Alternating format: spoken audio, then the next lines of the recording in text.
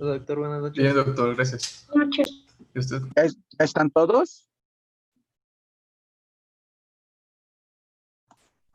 Aún faltan, No, doctor. creo que faltan 2. ¿Y los que van a presentar ya están? Sí, aquí estamos, doctor.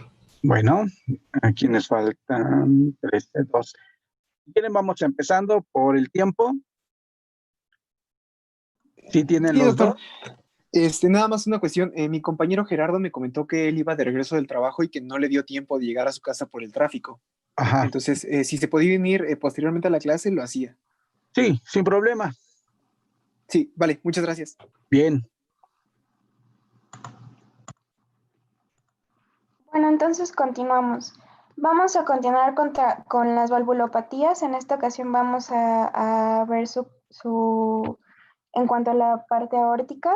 La siguiente, por favor. No. Iniciaremos con estenosis aórtica.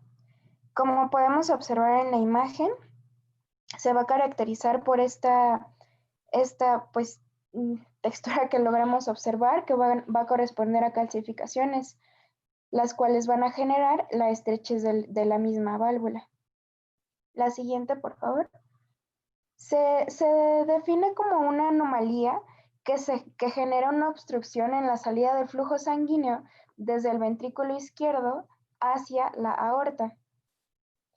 En el 80% de los casos es causada por la generación de calcio sobreimpuesta en la válvula, vaya. Le sigue con frecuencia la enfermedad reumática y después de esto tenemos el origen congénito. La siguiente, por favor. En cuanto a su epidemiología, tenemos que en general tiene una prevalencia del 0.3 al 0.5% y de un 2 al 7% en la población mayor a 65 años. 25% de todos los pacientes con cardiopatía valvular corresponden a la aórtica, y esta es la causa más común de recambio valvular aórtico, la estenosis. La siguiente, por favor. Aquí tenemos un diagrama del porcentaje de presentación porcentaje de prevalencia de las valvulopatías, teniendo que la enfermedad valvular aórtica está por debajo de la mitral y de las otras válvulas del corazón. Tenemos que tiene una mayor presentación después de los 65 años y aún más después de los 75. La siguiente, por favor. En cuanto a su clasificación, tenemos el grado leve, moderado y severo. En cuanto al leve, tenemos un gradiente máximo de 10 a 25 milímetros de mercurio o un área mayor o igual a 1.5 centímetros cuadrados. En la clase media o moderada, tenemos un gradiente máximo de 25 milímetros de mercurio o un área de 0.75 a 1.49 centímetros cuadrados. Para la severa tenemos un gradiente máximo mayor a 50 milímetros de mercurio o un área menor a 0.75 centímetros cuadrados. La siguiente, por favor. En cuanto a citología en general, tenemos que la congénita se divide en unicúspide, bicúspide y tricúspide, y en la adquirida está la calcificada, la reumática y la de causas raras. Y pues bueno, para todas estas causas van a ser los mismos estudios diagnósticos, tratamiento, etc. Entonces hablaremos como vamos a unificar todo eso, vaya. La siguiente, por favor. Una vez más, vemos porcentajes de prevalencia. Hablando de la etiología de calcificación, tenemos una prevalencia del 50 al 70%. Esta ya analizamos que incrementa con la edad. Para la congénita tenemos de 6 a 40%. La aorta en su clasificación bicúspide es la más frecuente. Y la reumática tiene una prevalencia del 2 al 11% asociada a la enfermedad valvular mitral. La siguiente, por favor. Doctor, ¿quiere que mencione esto de las otras clasificaciones de esta a la congénita o me voy directo a la reumática? A ver, la característica es que debemos considerar todas las causas. Ya viste, ya vieron específicamente que conforme nos vamos cambiando de tipo de lesión y de ubicación de la válvula, las causas son diferentes. Ok, Prácticamente para la mitral, si es estenosis, 99.9% es reumática. ok. Si es insuficiencia, puede ser funcional y es secundaria a trastorno de la movilidad segmentaria ventricular.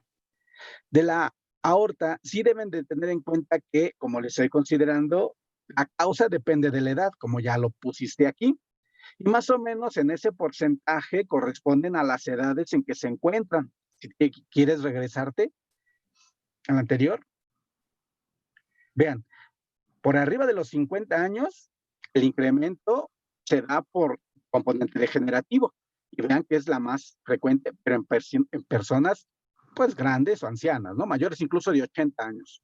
La congénita se da hasta los 30, 35 años, algunos hasta los 40, cuando no es tan comprometida la estructura. Y si hay asociación a compromiso mitral, es 100% reumática, ¿de acuerdo? Y las congénitas, obviamente, se hacen evidentes desde la infancia, de la infancia de escolares hasta adolescentes y adultos jóvenes. Entonces, más o menos corresponde a este porcentaje a las edades, más o menos, ¿eh? Ya lo podrán comparar después por grupo etario, como lo estoy considerando. Entonces, sí tenemos que considerar que las causas pueden ser diferentes, pero la fisiopatología prácticamente es igual. Entonces, descríbelas y podemos pasar a la fisiopatología. Sí, muy bien, doctor. La siguiente, por favor. En cuanto a la congénita, pues ya platicamos que tiene, puede ser unicúspide, bicúspide o tricúspide. En cuanto a la unicúspide, esta puede originar una obstrucción severa en la infancia, pudiendo llegar a ser fatal, pues el corazón es muy pequeño, con desarrollo de síntomas muy marcados y signos de falla cardíaca y muerte súbita. En cuanto a la bicúspide, esta ya platicamos que es la más frecuente, tiene un predominio en el varón y suele dar manifestaciones a los 40 o 50 años de edad, ya como lo comentó el doctor. En cuanto a la tricúspide, en esta las valvas van a estar de distinto tamaño, presentan fusión comisural y tendencia a la fibrosis, calcificación. La siguiente, por favor. La siguiente. Ah, perdón, no, anterior. Gracias. Para la calcificada es la causa más frecuente en adultos, aumenta con la edad. La estenosis es sin fusión de las comisuras y se produce por depósitos de calcio en las líneas de flexión de la base, frecuentemente acompañada con calcificación del anillo mitral. La siguiente, por favor.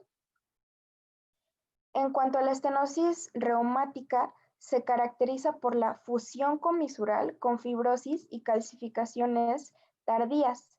Con el tiempo se vuelven cada vez más grandes, además de que se produce retracción y rigidez de los bordes de las cúspides con aparición de nódulos calcificados en ambas superficies. Este término lo encontré como que le hacían mucho énfasis en los nódulos calcificados. Entonces, para tenerlo en cuenta. La siguiente, por favor. Bueno, vamos con la fisiopatología.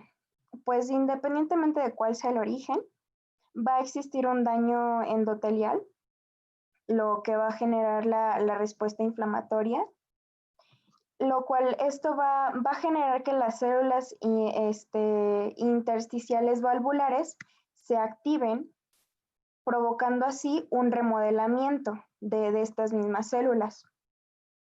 pueden irse a dos diferentes vías, las cuales es la remodelación o irse a diferenciarse en células parecidas a osteoblastos, lo cual va a provocar que haya microcalcificación en las válvulas, y pues al juntarse más y más de estas mismas células van a producir una macrocalcificación, causando así ahora un daño en la válvula, en la válvula. La siguiente, por favor. Esta imagen me pareció muy buena, muy representativa, en donde vemos en el primer circulito pues una válvula normal, sana, y conforme avanzan las imágenes vemos que cada vez hay más de esos puntitos blancos que son las calcificaciones, y conforme más y más puntitos blancos tenemos, mayor es la calcificación, más se estrecha este espacio, dándonos así el origen de la estenosis. Y las manifestaciones que vamos a tener va a ser disnea de esfuerzo, angina de pecho, síncope, disminución de la tolerancia al ejercicio e incluso llegar a muerte súbita. La siguiente, por favor. Aquí esta es una imagen de en qué momento y de qué magnitud vamos a encontrar el soplo en esta afección. Por ejemplo, podemos observar del lado derecho que entre más grave sea la estenosis, mayor será el sonido del soplo. Y se produce en la protosístole. La siguiente, por favor. En cuanto a su exploración física, tenemos signos centrales y signos periféricos. Para los centrales vamos a encontrar que el ápex va a encontrarse en su sitio normal con levantamiento sistólico sostenido, lo cual va a corresponder a sobrecarga sistólica del ventrículo izquierdo. Vamos a tener fremito sistólico en el foco aórtico y su presencia nos va a decir que va a existir una estenosis, pues importante, muy marcada, muy grande. Vamos a tener soplo sistólico en foco aórtico. Este va a ser intenso y se va a irradiar a los vasos del cuello y al ápex. La siguiente, por favor. En el ápex tenemos que se escucha también el primer ruido duplicado por un chasquido protosistólico de origen aórtico, que corresponde a la abertura valvular. En este ápex frecuentemente se escucha el cuarto ruido, que corresponde a hipertrofia miocárdica. Bueno, puede corresponder. El desdoblamiento fisiológico del segundo ruido traduce estenosis aórtica ligera, y el desdoblamiento paradójico del segundo ruido traduce en estenosis aórtica grave. La siguiente, por favor. En cuanto a los signos periféricos, tenemos pulsos periféricos de poca amplitud, presión diferencial normal o disminuida, frémito sistólico en hueco supraesternal y vasos carotídeos, y pulso carotídeo con poca amplitud y de aparición tardía. La siguiente, por favor. Para su diagnóstico tenemos diversos estudios. Entre ellos, pues el básico es la radiografía. Tenemos, depende de en qué momento de la enfermedad estemos, podemos encontrar el corazón normal o hipertrófico. Se va a observar una silueta redondeada e hipertrofia concéntrica del ventrículo izquierdo. Vamos a encontrar aorta desenrollada, trama vascular pulmonar normal, y presencia de cardiomegalia va a traducir en insuficiencia cardíaca o hipertrofia masiva. La presencia de signos de hipertensión venocapilar traduce también en insuficiencia cardíaca, especialmente si esta se acompaña de cardiomegalia. Y podemos incluso observar, yo pienso que en estadios ya, bueno, en la clasificación severa, la calcificación misma de la válvula. La siguiente, por favor. En el electrocardiograma vamos a poder observar signos de hipertrofia ventricular. Como vemos aquí, ondas R altas y ondas T invertidas y asimétricas. La siguiente, por favor. Aquí tenemos más ejemplos de hipertrofia ventricular izquierda, pues lo que ya platicamos, las ondas T's y las R's anormales. La siguiente, por favor. Tenemos también el fonomecanocardiograma, perdón. Y cuando hay estenosis aórtica valvular, vamos a encontrar el soplo en epicentro en foco aórtico, presencia de chasquidos protosistólicos con epicentro en el ápex y pulso carotidio anacrótico con ascenso vibrado. La siguiente, por favor.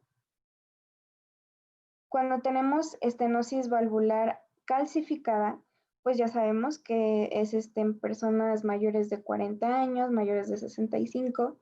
El soplo sistólico va a tener epicentro en el foco aórtico. Aquí va a haber ausencia de chasquido protosistólico y frecuentemente el soplo de insuficiencia aórtica agregada. El componente aórtico del segundo ruido va a estar apagado o ausente y el pulso carotidio con ascenso vibrado y cima tardía. La siguiente, por favor. En estenosis aórtica supravalvular vamos a encontrar el soplo sistólico, ausencia de chasquido protosistólico y el componente aórtico del segundo ruido va a estar conservado. El pulso carotidio con ascenso y cima vibrada con incisura particularmente baja. La siguiente, por favor. Y en la estenosis aórtica supravalvular fibrosa fija, vamos a encontrar el soplo en sístole, ausencia del chasquido protosistólico y frecuentemente se acompaña de insuficiencia aórtica ligera. El pulso carotidio va a estar con ascenso y cima vibrada. La siguiente, por favor. En cuanto a los grados de obstrucción, ya platicamos, es ligera, moderada y severa. En cuanto a la ligera, el soplo va a ser protosistólico, vamos a escuchar desdoblamiento fisiológico del segundo ruido, periodo expulsivo va a ser normal y sin signos de crecimiento ventricular izquierdo en el apex cardiograma. En cuanto a la moderada, el soplo va a ser mesosistólico, el segundo ruido es único, periodo expulsivo no mayor del 110%, signos de crecimiento ventricular izquierdo con onda A discrementante aumentada y un cuarto ruido persistente. En cuanto a la severa, el soplo va a ser mesotelesistólico con acme máxima de intensidad. El desdoblamiento paradójico del segundo ruido va a estar presente. Sí, vamos a encontrar ya signos de crecimiento del ventrículo izquierdo y un cuarto ruido presente. La siguiente, por favor. Otro de los estudios que vamos a tener va a ser el ecocardiograma. Esto nos va a permitir confirmar la presencia de la estenosis aórtica, evaluar el grado de calcificación de la función del ventrículo izquierdo, evaluar si el miocardio ya se ha engrosado y detectar otras valvulopatías concomitantes que puede haber y obtener incluso información pronóstica. La siguiente, por favor.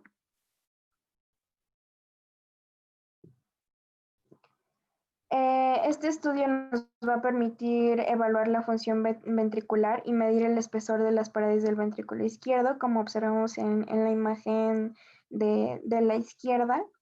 Vemos cómo nos muestra el grosor del ventrículo, así como en la imagen de la derecha. Esas son como las capitas que nos muestran, donde incluso nos dice que esto ya es hipertrofia. La siguiente, por favor. Podemos también conocer la localización de la obstrucción y si la válvula está o no calcificada. Por ejemplo, en la imagen superior, en el lado B, tenemos un acercamiento de la calcificación, o de área fibrosa. Son como las rayitas blancas que vemos. La siguiente, por favor. Y tenemos también el estudio Doppler. En su subdivisión pulsada, nos permite conocer la localización de la obstrucción al reconocer si el flujo es turbulento. Pues sabemos que cuando algún vaso, o en este caso el corazón, se estenosa, provoca un flujo de este tipo. Y también incluso si la válvula está calcificada o no. Cuando es continuo, nos permite cuantificar el gradiente transaórtico y el área valvular aórtica. En la imagen de abajo podemos ver en el estudio Doppler las ondas de flujo. La siguiente, por favor. Aquí tenemos unas imágenes que nos permiten observar las cavidades.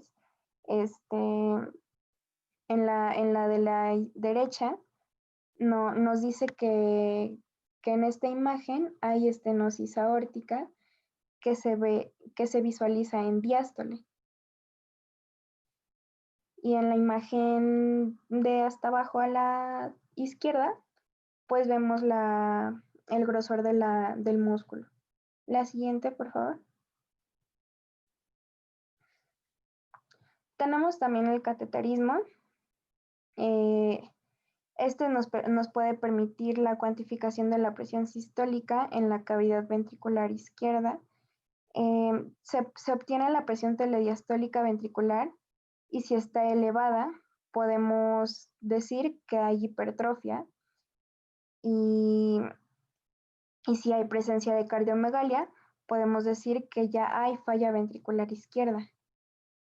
Nos permite un continuo registro del trazo mientras se retira el catéter del ventrículo izquierdo a la aorta y puede diferenciar la localización de esta estenosis. La siguiente, por favor. Como comentamos, a modo de recordatorio para el tratamiento, vamos a tener estado leve, moderado y severo para la estenosis. Cuando es leve, el diámetro de la válvula es mayor a 1.5. Cuando es moderado, es de 1 centímetro a 1.5. Y cuando es severo, es mayor a 1 centímetro. La siguiente, por favor. Perdón, menor a 1 centímetro. El tratamiento en estenosis aórtica leve, pues consiste en la vigilancia periódica. Es común, siempre debemos tener en cuenta que la estrechez progrese, y esto da lugar normalmente después de los 40 años. Y es aquí donde ya se empieza a pensar en el recambio valvular. En este estadio no hay restricción de la actividad física. Podemos brindarle al paciente un estudio ecocardiográfico cada 3 a 5 años y se deben de tratar las enfermedades concomitantes. La siguiente, por favor. En la estenosis aórtica moderada debe de haber vigilancia periódica, una radiografía de tórax, electrocardiograma y ecocardiograma Doppler, en niños sobre todo en niños de 1 a 2 años.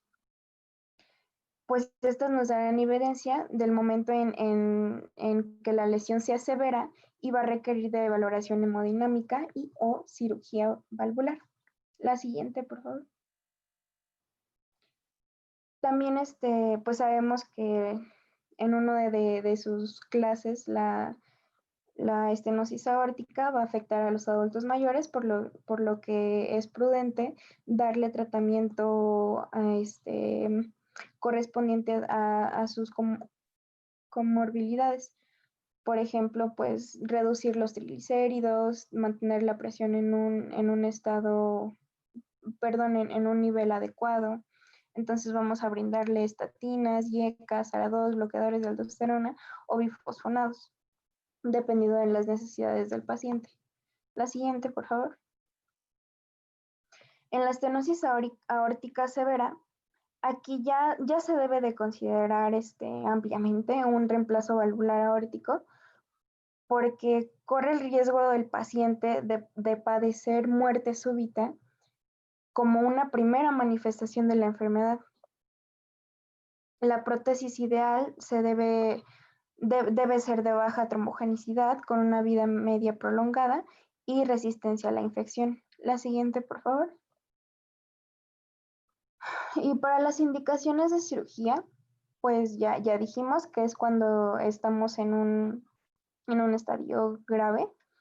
Va a depender en primera instancia si el paciente tiene síntomas o no. Si sí los tiene, pues inmediatamente a cirugía.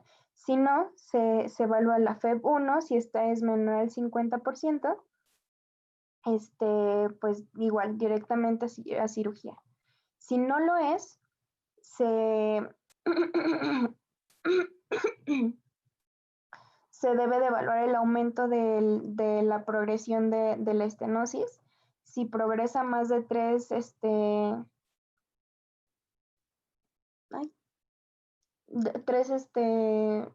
milímetros, no, perdón.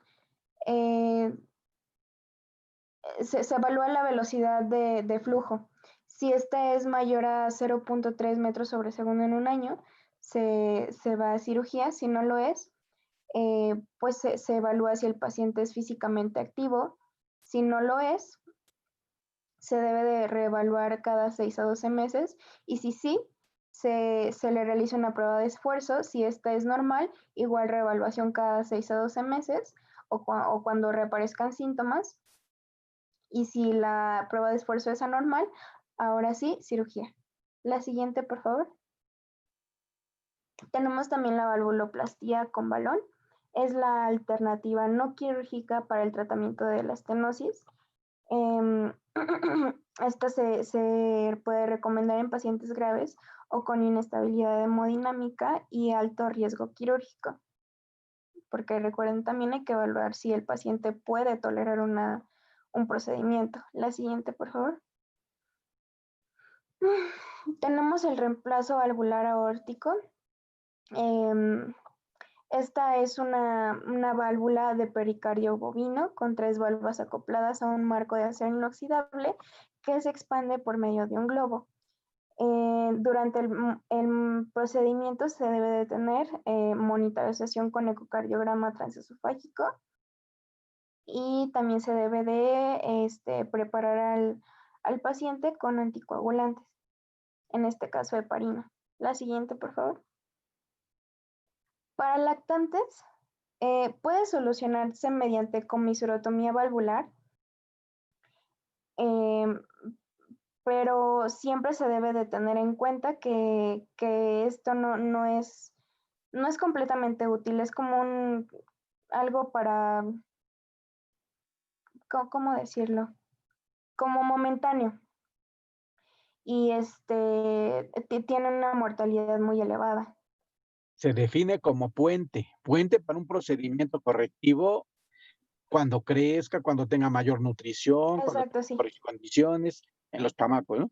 Y en los adultos, la posibilidad de hacerle un TAVI, una colocación de prótesis transpercutánea, es una situación igual de alto riesgo de complicaciones, una circunstancia de enfermedad concomitante que no genere una sobrevida amplia, mayor de 5 años, y un gradiente alto con una calcificación moderada a más o menos severa, pero que tenga riesgo alto para cirugía.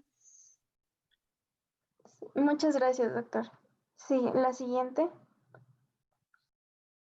En cuanto a los escolares, cuando se presenta en escolares, la mortalidad operatoria para la comisurotomía es más baja, pero sabemos que esto regresa, ya lo platicamos. Y pues es hasta que ya se evalúe la realización del recambio valvular aórtico. La siguiente.